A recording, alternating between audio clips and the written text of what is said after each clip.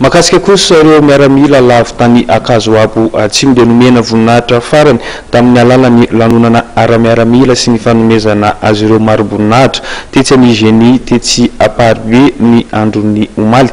Miaramila 7 mirahalahy no tonga tetsy amin'ny Génie tetsy Aparibe fa ny iray kosa dia efa nentina tany amin'ny tandrazany tany Betoky Atsimo. Dia jerisika indray ary ny sary.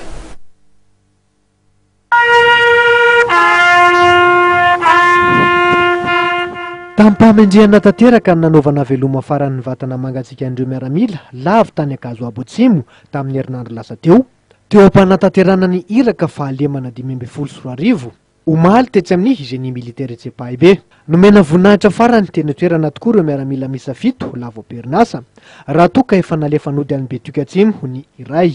Nalevina any amin'ny fasandrazany avy ireo mahery fo maty ho an'ny tandrazana.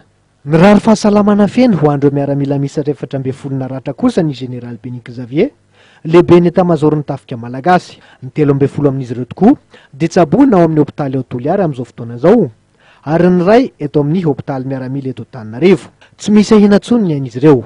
Nitsidika ireo miaramila naratra ny fitondram-panjakana ka nanolotra valopy hosolon-dranom-boankazo ho azy. Efa milamina amin'izao fotoana izao ny toetra rà ao Akazoabo Atsimo hoy ny lehibe ny etamazorony tafika.